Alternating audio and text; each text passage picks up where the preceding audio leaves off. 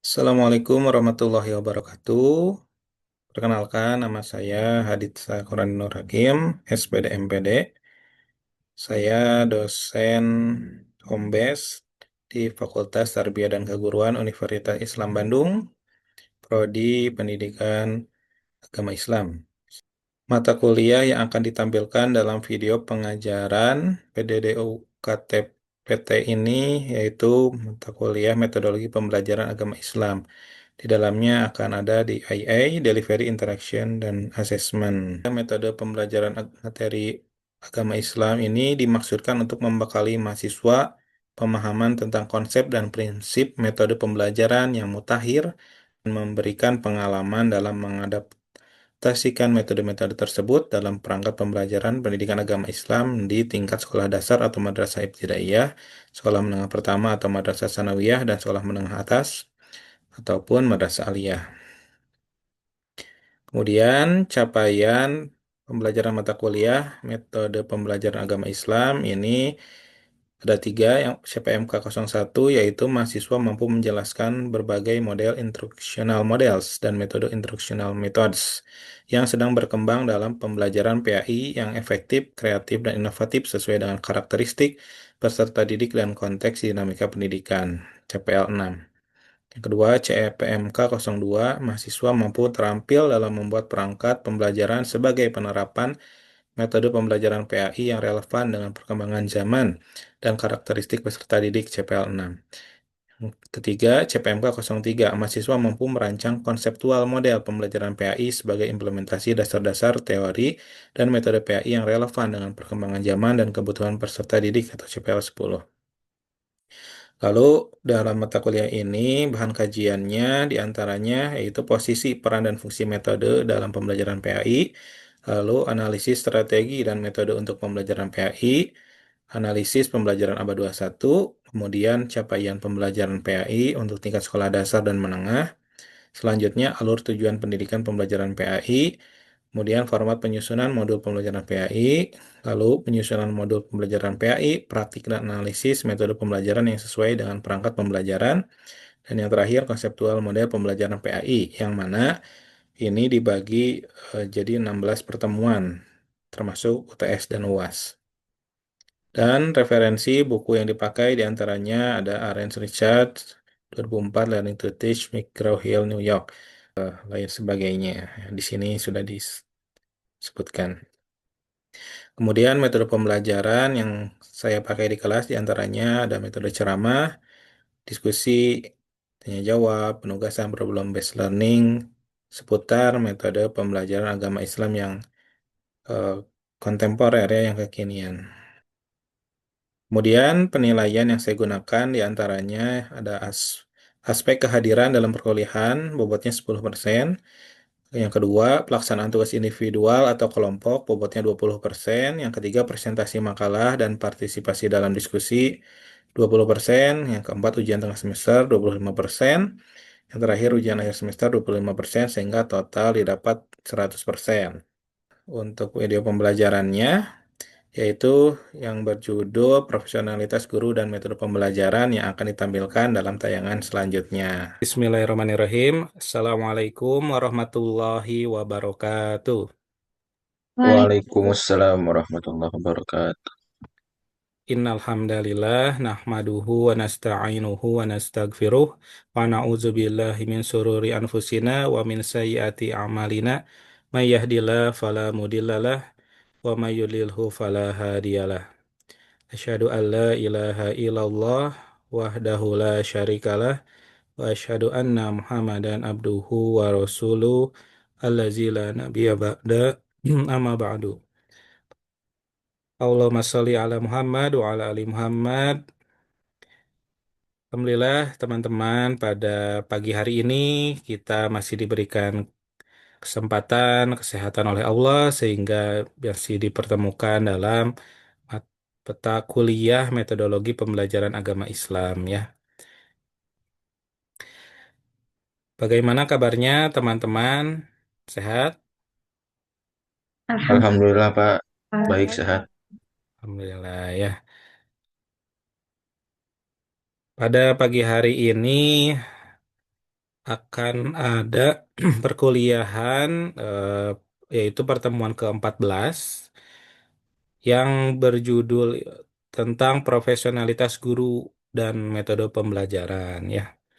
Untuk pertemuan hari ini, pada pagi hari ini, tadi saya sudah memberikan informasi di awal, yaitu judulnya tentang profesionalitas guru dan metode pembelajaran ya oleh Hadits saya sendiri ya, Hadits Sakurani Nur Hakim.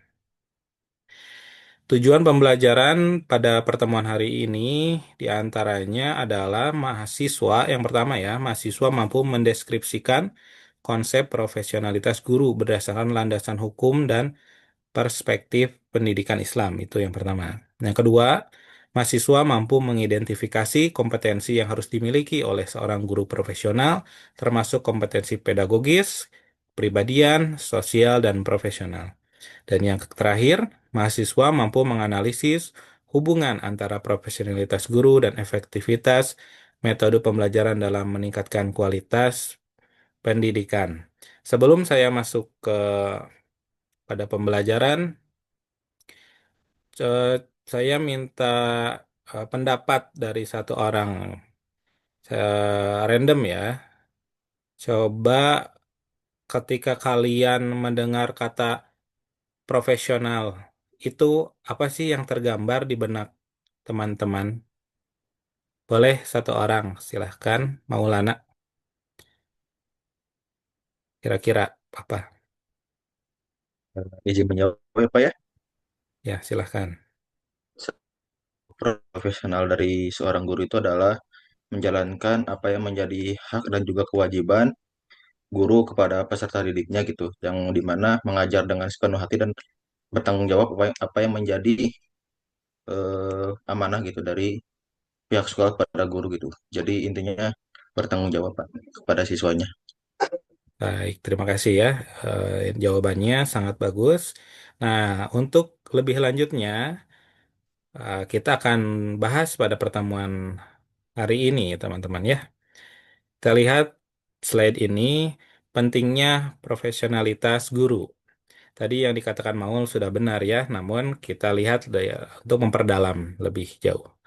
Menurut A. Malik Fajar, guru itu lebih penting daripada metodologi pembelajaran. Yang pertama itu ya, titik poinnya, guru lebih penting daripada metodologi pembelajaran. Karena kalau misalkan metodologinya bagus tapi gurunya tidak semangat atau tidak mood, ya tidak berjalan ya pembelajaran itu dengan baik. Jadi sebagus apapun metodenya, tapi kalau gurunya tidak sedang bersemangat, itu akan ada dampaknya di siswa ya. Mungkin kalian pernah merasakan hal itu ya di tingkat SMA atau SMP. Kalian semangat ya belajar, tapi gurunya kayak yang banyak masalah mungkin di rumahnya ya, banyak hutang dan lain sebagainya. Jadi kan ke bawah-bawah ke kelas itu tidak enak ya teman-teman ya. Jangan sampai seperti itu nanti juga kalian ya teman-teman. Lalu yang kedua, ternyata profesionalitas guru itu sudah diatur oleh undang-undang, yaitu nomor 14 tahun 2005, menetapkan guru sebagai profesi resmi. Jadi, mohon maaf ya, sebelumnya tahun 2000, sebelum ada undang-undang ini, guru itu dipandang sebelah mata, profesi guru itu. Pemikirannya orang-orang, semua orang juga bisa jadi guru. Contoh, ayah atau ibu di rumahnya yang mempunyai seorang anak itu kan otomatis akan mendidik anaknya ya. Nah, secara tidak langsung jadi ayah ibu juga udah jadi guru gitu pada pada ininya gitu simpelnya ya. Namun setelah undang-undang ini ditetapkan, guru sama profesinya tidak jauh seperti dokter, seperti abdi negara dan lain sebagainya ya. Nah, yang terakhir ini yang paling penting, induk dari semua profesi lain. Menyadari atau tidak, tidak akan ada presiden kalau tidak ada gurunya ya. Setuju nggak teman-teman? Nah, Setuju Pak. setuju ya. Jadi nggak mungkin ada profesi-profesi yang sekarang kalau tidak ada guru. Jadi guru itu profesi yang inti atau induk teman-teman ya. Kita lanjut ke slide berikutnya. Sekarang kita masuk istilah guru dalam Islam. Ada kata ustadz, biasanya dikenal ketika khutbah ya, ataupun kajian. Lalu ada kata mu'alim, yang memiliki ilmu ya, orang yang menyampaikan ilmu. Murabi, membina ya. Mursyid, mudaris. Nah, mudaris itu guru tuh bahasa Arabnya. Muadib, muzaki. Sedangkan untuk guru profesional disebut ustadz atau profesor kalau di dosen itu ya, itu yang sudah profesional. Seseorang dikatakan profesional itu diantaranya mempunyai sikap yang atau sifat dedikatif, berdedikasi, ya, mempunyai komitmen, lalu terus meningkatkan kualitas, ya, kewibawaan ya, atau ada pancaran, intinya ada pengakuan lah dari seseorang yang diajarnya. Kalian mungkin merasa guru itu ada yang kesannya menakutkan ya, yang killer gitu. Tapi kalau guru yang profesional itu berwibawa, bukan ditakuti, tapi disegani ya. Karena takut sama segan itu dua hal yang berbeda ya. Kalau takut kita ada guru ngumpet ya, lari gitu. Kalau enggak buang muka, kalau enggak lari gitu ya. Kalau kalau segan itu ya hormat gitu, salam, sapa, senyum ya. 3S. Kemudian indikator yang kedua adalah mempunyai kompetensi pedagogik atau kepribadian sosial dan profesional. Ini adalah kompetensi yang harus dimiliki seorang guru ya, karena ini kompetensi keguruan yang ada di Indonesia khususnya ya. Ini nilai-nilai Islam sebagai dasar teman-teman ya. Oke, pada mata kuliah metodologi pembelajaran agama Islam ini titik tekannya lebih ke nilai-nilai Islam tentunya ya, karena bagaimanapun seorang guru PAI nantinya harus menlandaskan nilai-nilai Islam, yaitu Al-Quran dan As-Sunnah, sebelum pendapat-pendapat lain ya. Ketika pendapat-pendapatnya itu tidak kuat apalagi. Kemudian kompetensi pedagogis ya. Jadi pedagogis itu adalah ketika pembelajaran. Jadi seorang guru itu bisa merancang, melaksanaan, dan mengevaluasi pembelajaran. Sebelum belajar itu guru harus membuat apa dulu teman-teman? Boleh Fauzah, sebelum belajar biasanya membuat apa? Buat rancangan untuk pembelajarannya atau RPP, Bapak. Nah, betul sekali ya. RPP. Lalu udah ada RPP-nya baru dilaksanakan ya apa yang ada di RPP tersebut, kemudian dievaluasi dengan soal-soal yang akan diberikan di akhir ya biasanya. Ada yang memberi PR ataupun mengerjakannya di kelas.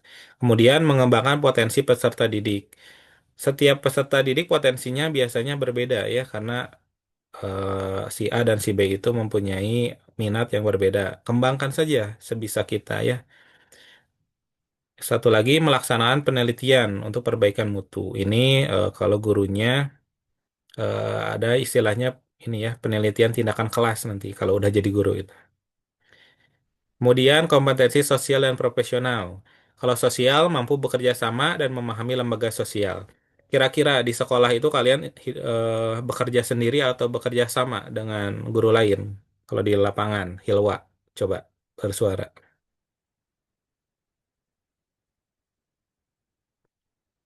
Oh, Yang maaf Pak, tadi pertanyaannya gimana? kalau di sekolah kerja sama tim atau masing-masing sendiri-sendiri? Kerja sama tim. Ya sama tim ya.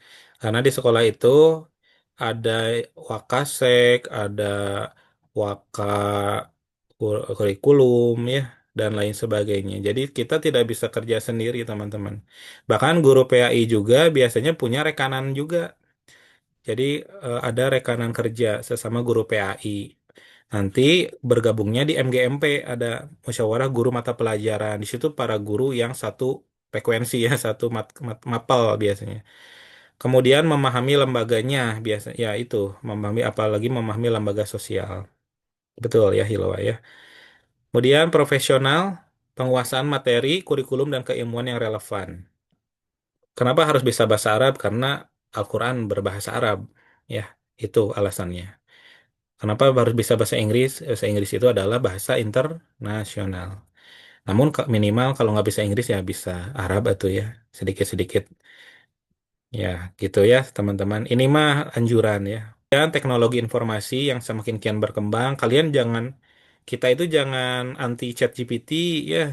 Jangan anti dengan apalagi misalkan Gemini, terus apalagi yang berbau itu tuh mesin pencarian seperti itu. Kita harus kenal juga teman-teman ya. Coba saya mau tanya kepada Ridwan. Ridwan, terdengar suara saya Ridwan? Ya, kalau bikin tugas sama ChatGPT lebih cepat apa lebih lama? Lebih cepat Pak karena dipermudah gitu. Nah, lebih cepat ya, betul ya. Jadi lebih mudah kalau dengan ChatGPT. Lalu kemudian nilai-nilai keislaman. Ikhlas, beribadah, amanah. Guru itu harus ikhlas ya, teman-teman. Ngajarnya harus semangat, harus eh, lillahi ta'ala ya, teman-teman. Di, di ini. Jangan sampai eh, terbebani gitu. Seperti itu. Terus ibadah juga tentu. Dan amanah ya. Silahkan apabila ada yang mau bertanya, raise hand dulu ya. Nanti saya ini saya persilahkan sesudah raise hand. Silakan Fauzah Latifah Bismillahirrahmanirrahim. Bapak izin bertanya, ya. eh, menurut Bapak, gimana? Menurut Bapak sendiri, secara singkat, dua kompetensi yang harus dimiliki oleh guru profesional menurut efektif pendidikan Islam itu gimana? Terima kasih. Ya, baik. Terima kasih pertanyaannya. Tadi sudah disinggung sedikit ya di slide, tapi saya akan ulangi lagi lebih detailnya. Jadi kompetensi yang harus dimiliki seorang guru profesional itu minimal ya. Ada dua betul. Yang pertama kompetensi kepribadian, yaitu gurunya itu bisa menjadi uswatun hasanah atau bisa menunjukkan akhlak terpuji. Karena tidak mungkin siswa akan sholat kalau gurunya tidak sholat ya. Logika sederhananya seperti itu. Kemudian punya integritas moral atau moralnya yang bagus gitu. Si gurunya tidak suka bohong dan lain sebagainya. Dan intinya perilaku gurunya sesuai dengan nilai-nilai Islam. Kemudian kompetensi pedagogis yang kedua ya, Fauza. Kemampuan dalam merencanakan tadi membuat RPP, lalu melaksanakannya, mengeksekusi dan mengevaluasi, serta memahami karakteristik peserta didik. Kebanyakan dari guru itu hanya bisa belajar, mengajar, tapi tidak bisa apa itu tuh memahami karakter ya. Jadi disamakan. Misalkan siswa A, siswa B, siswa C itu sama aja gitu. Izin bertanya Bapak. Ya, silakan Maulana. Enggak. Hmm. Eh, Bagaimana sih cara guru untuk menciptakan belajar menyenangkan gitu didiknya? Oke, bagus pertanyaannya ya. Bagaimana cara guru menciptakan suasana belajar yang menyenangkan bagi peserta didik ya? Jadi jawabannya itu yang bisa saya jawab adalah gurunya harus bisa menciptakan suasana atau iklim yang kondusif terlebih dahulu ya. Karena kalau misalkan kelasnya lagi ribut, itu kan tidak didengar ya. Harus apa? Kondusif dulu yang pertama. Kemudian kalau bisa buat suasana yang menyenangkan dan tadi ya seperti di slide yaitu memberikan penghargaan sekecil apapun usaha siswa. Minimal kamu bagus, kamu hebat, kamu pinter, minimal gitu. Baik, teman-teman, di sesi terakhir kita ada sesi penilaian atau post test ya. Saya sebut post test. Pertanyaannya bisa dilihat di layar Zoom, di layar device kalian masing-masing, tapi akan saya sebutkan ya satu kali ya. Jadi pertanyaan yang kalian harus jawab yaitu bagaimana hubungan antara profesionalitas guru dan efektivitas metode pembelajaran dalam meningkatkan kualitas pendidikan, serta bagaimana peran kompetensi guru dalam memilih dan menerapkan metode pembelajaran yang sesuai dengan kebutuhan peserta didik. Mangga, Maulana, silakan dijawab. Baik, Bapak, izin menjawab ya. Menurut Maul, terkait pertanyaan yang Bapak sampaikan ini, yang ada di layar Zoom ini, jawabannya adalah hubungan antara profesionalitas guru dan efektivitas metode pembelajaran sangat erat dan saling memengaruhi dalam upaya kualitas pendidikan. Yang dimana guru yang profesional tidak hanya menguasai materi pembelajaran, namun juga memiliki keterampilan pedagogis, kepribadian yang baik, serta kemampuan berinteraksi sosial yang mendukung proses belajar mengajar. Profesionalitas ini juga memungkinkan guru untuk memilih dan juga menerapkan metode pembelajaran yang tidak hanya sesuai dengan materi, namun juga relevan dengan karakteristik peserta didik serta situasi dan kondisi pembelajaran. Lalu efektivitas metode pembelajaran juga sangat berpengaruh pada sejauh mana guru memahami kebutuhan dan potensi peserta didik. Seorang guru yang kompeten akan mampu menganalisis kemampuan awal siswa, gaya belajar mereka, serta dinamika kelas sehingga bisa menentukan pendekatan pembelajaran yang tepat. Ketika guru memiliki ketika guru memiliki profesionalitas dan kompetensi yang baik, maka metode pembelajaran yang dipilih cenderung lebih efektif sehingga dapat membantu didik secara berpikir kritis dan meningkatkan motivasi. Mungkin itu Pak, yang bisa sampaikan terkait pertanyaannya.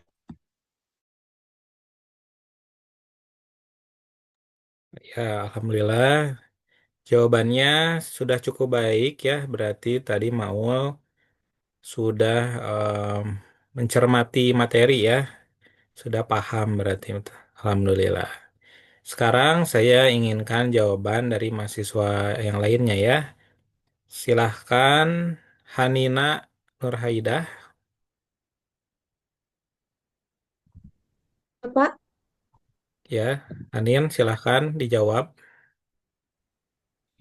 ya, kalau Hanin sendiri, efektivitas metode itu tidak hanya bergantung metode ini, tetapi juga profesionalitas guru dalam menerapkannya. Misalnya nih, metode diskusi itu tidak efektif jika guru itu tidak mampu memfasilitasi dialog yang aktif dan terarah. Kompetensi guru itu mencakup pada aspek utama. Nah, menurut Permendiknas nomor 16 tahun 2007, guru itu perlu menguasai 4 kompetensi utama dalam memilih dan menerapkan metode pembelajaran yang sesuai dengan kebutuhan peserta didik, yaitu ada kompetensi pedagogik, kompetensi profesional, kompetensi kompetensi kepribadian dan kompetensi sosial. Baik ya. Alhamdulillah. eh, Jawaban dari Hanin sudah baik, sudah bagus. Berarti tandanya Hanin juga sudah paham ya. Alhamdulillah. Baik, sekarang saya minta jawabannya dari Nadia. Silahkan. Baik, izin menjawab ya Bapak. Eh, profesional- Profesionalitas guru berpengaruh langsung terhadap efektivitas metode pembelajaran, yang pada akhirnya meningkatkan kualitas pendidikan. Guru yang kompeten dapat memilih dan menerapkan metode yang sesuai dengan karakteristik serta kebutuhan peserta didik, sehingga pembelajaran menjadi lebih optimal. Selain itu, profesionalisme juga mencakup kemampuan menciptakan lingkungan belajar yang kondusif dan mengevaluasi efektivitas pembelajaran secara berkelanjutan. Dengan demikian, guru yang profesional dan berkompeten berperan penting dalam meningkatkan mutu pendidikan, baik secara akademik maupun dalam pengembangan karakteristik peserta didik.